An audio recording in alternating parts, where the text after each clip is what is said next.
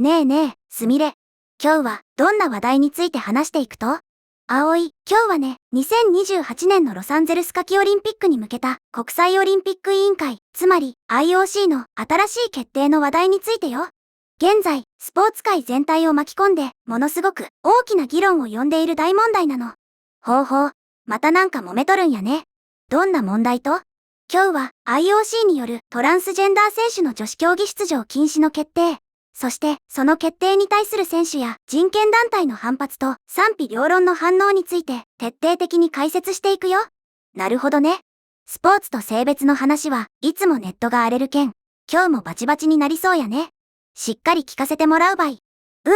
まずは IOC がどのような発表をしたのか、その中身から見ていくよ。2028年のロサンゼルス夏季オリンピックを前に IOC はトランスジェンダーの選手が女子競技に出場することを禁止したの。完全に禁止ってこと？今まで色々と議論はあったけど、いきなり思い切ったことするね。そうなの。IOC のプレスリリースでは、オリンピック競技大会やその他の IOC 主催イベントにおける女子カテゴリーの競技への出場資格は、生物学的に女性に限定されると、はっきり述べられたんだよ。ちなみに、これには、個人競技も団体競技も含まれているの。生物学的に女性に限定で、要するに、生まれつきの体の性別で分けるってことやね。でもさ、それってどうやって証明すると？口で、私は女性ですって言うだけじゃ、誰も信じんやろうし。そこが、今回の決定の一番のポイントだよ。IOC は、女子カテゴリーで競技するすべての選手は、競技前に、義務的な遺伝子検査を受ける必要があると付け加えたの。義務化？出場する女子選手全員が検査させられると？なんかそれ、すごい監視されとるみたいで、気味が悪いばい。それに、遺伝子検査って血を抜かれたりしていたいんやないの？ニューヨークタイムズの報道によるとね、現在陸上競技で使用されているこの検査は、唾液、頬の粘膜、または血液サンプルによるスクリーニングを必要とするものなんだよ。唾液や粘膜なら、そこまで負担じゃなさそうやけど、それでも、全選手ってすごい数やん。そもそも、なんでそこまでして徹底しようと思ったんやろ？ IOC のカースティ・コベントリー会長の言葉に、その理由が現れているよ。彼女は、元アスリートとして、私は、すべてのオリンピック選手が、公正な競技に参加する権利を強く信じている、と述べたの。元アスリートの会長なんや。現場の気持ちがわかる人がトップにおるなら、選手の声をちゃんと聞いとる結果なんかもしれんね。さらに、彼女は、今回発表した方針は、科学に基づき、医療専門家の主導によって策定されたものです。オリンピックでは、ほんのわずかな差が、勝敗を分けることもあります。ですから、生物学的に、男性である人が、女性の競技に出場するのは、明らかに不公平です。さらに、競技によっては、安全面でも、問題があります、と語っているの。まあ、それは土星論やね。骨格とか肺活量とか、生まれ持った体の作りは、ホルモン治療したからって、完全に同じになるわけやないし。格闘技なんかで、女子選手がボコボコにされるのを見るのは、痛々しいけんね。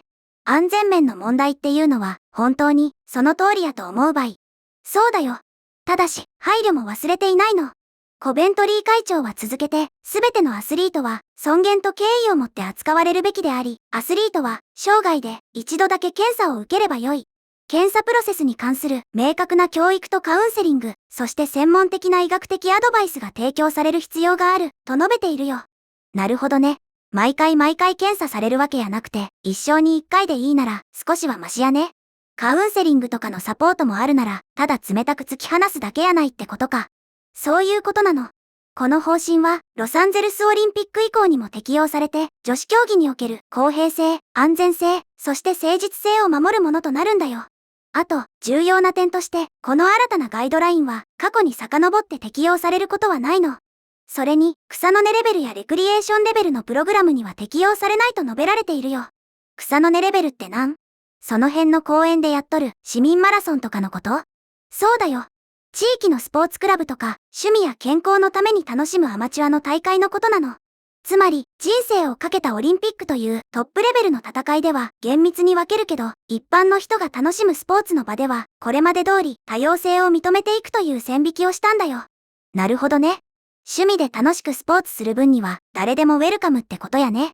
そりゃ、相場、遊びの試合で、いちいち遺伝子検査なんてされたら、誰もスポーツせんくなるわ。で、ここで、みんなにお願いがあるの。もし、この動画が面白いなって思ったら、ぜひ、チャンネル登録とグッドボタン、高評価を押してね。みんなのポチッという応援が、うちとすみれのやる気に直結するけんね。よろしく頼むばい。それじゃあ、続きを話していくよ。この IOC の決定に対して、ネット上ではいろんな意見が飛び交っていて、絶対荒れとるやろ。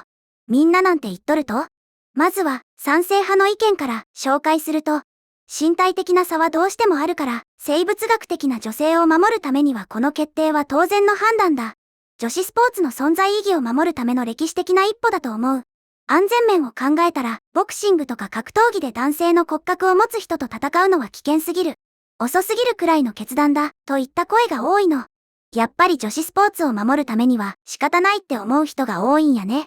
うちも頑張って練習してきた女子選手が生まれつきの体格差で負けてしまうのはかわいそうやなって思うけん。この意見には納得できるばい。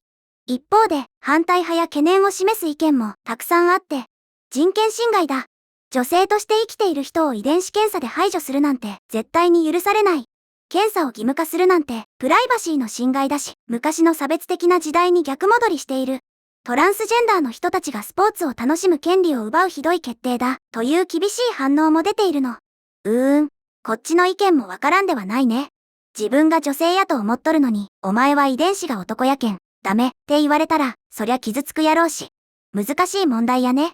スポーツのルールを取るか、個人の人権を取るか、まさに究極の選択ばい。そうだね。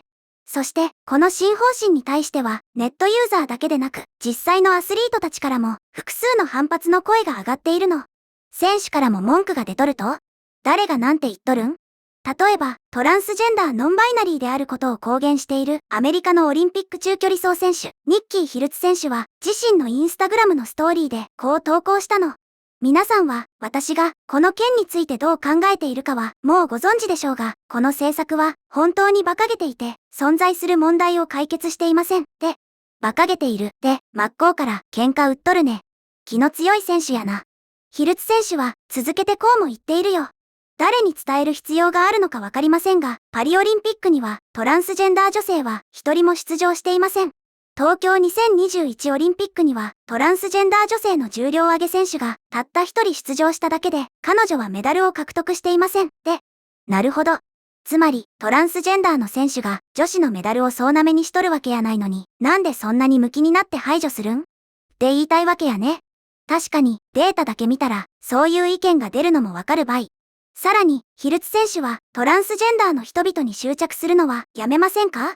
そして、私たちの時間、エネルギー、資源を女子スポーツが直面している本当の問題に集中させてはどうでしょうか？と、訴えかけているの。女子スポーツの本当の問題って何やろ？資金不足とか、指導者の問題とか、そういうことかもしれんね。でも、トランスジェンダーの出場枠問題も、女子選手からしたら本当の問題の一つやと思うんやけどね。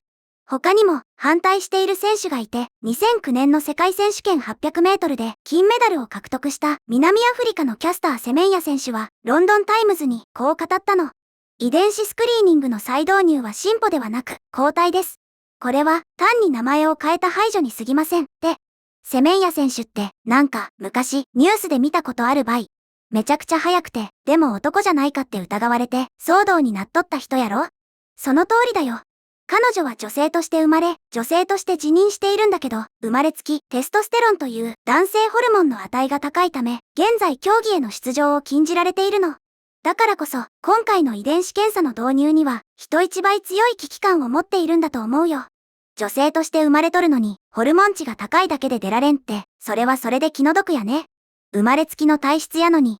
でも、ホルモン値が異常に高いと、やっぱり筋肉のつき方とかが有利になってしまうけん。他の選手からしたら不公平に見えるんやろうね。本当に複雑すぎるばい。アスリートだけじゃなくて、団体からも非難の声は上がっていて、国際レズビアンゲイ協会のキンバリー・フロスト共同事務局長は、IOC はオリンピックからあらゆる遊び場に至るまで、自分が愛するスポーツをしたいと願う、すべての女性の体に対する監視強化を決定した、と非難したの。すべての女性に対する監視強化か。言葉が強いね。でも、さっきすみれが言った、生涯一度だけの検査っていうのは何を調べるん？検査は一度だけで、男性の特徴の発達に関わる Y 染色体上の SRY 遺伝子というものの有無を調べるの。SRY 遺伝子？なんそれ？ SRY 遺伝子というのは人間の性を決定づける非常に重要な遺伝子のことで、通常人間は X と Y の染色体の組み合わせで性別が決まって XY なら男性、XX なら女性になるんだけど、この Y 染色体の上に乗っていて男性の体になれと命令を出すスイッチのような役割をするのが SRY 遺伝子なの。なるほど。そのスイッチがあるかないかを調べるってことね。科学的っちゃ科学的やけど、人間の体をそこまで細かく調べることに抵抗がある人がおるのも理解できるばい。だからこそ、この遺伝子検査導入の動きには、これまでも国連人権理事会や人権団体が強い懸念を示していて、今回の決定はさらに波紋を広げそうなの。そもそもさ、なんで IOC は今更になってこんな明確なルールを作ったん？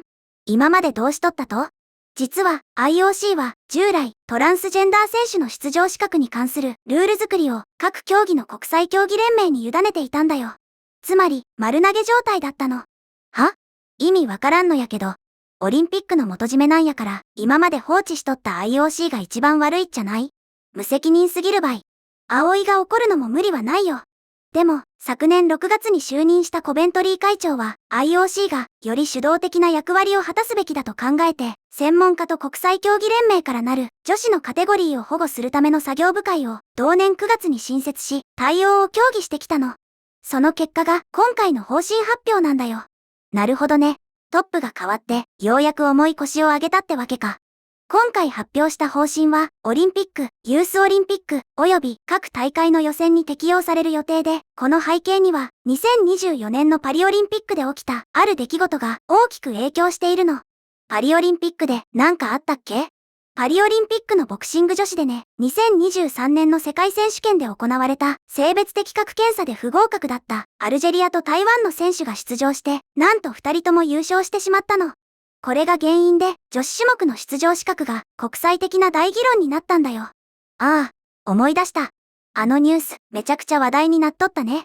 世界選手権でダメやった選手がオリンピックでは出られて、しかも金メダル取っちゃったんや。なんでオリンピックだけ基準が緩いんやってネットでも大炎上しとったばい。そうなの。陸上やボクシングの国際競技連盟は、実は2023年の世界選手権ですでに遺伝子検査を導入していたんだよ。だから、オリンピックと各連盟で基準がバラバラになってしまって混乱が生じていたの。なるほどね。基準がバラバラやったけん、あんなトラブルが起きたんや。そりゃあ、IOC も統一したルールを作らんといかんくなるわな。行き当たりばったりな気もするばってん。決断したこと自体は評価できるんやない？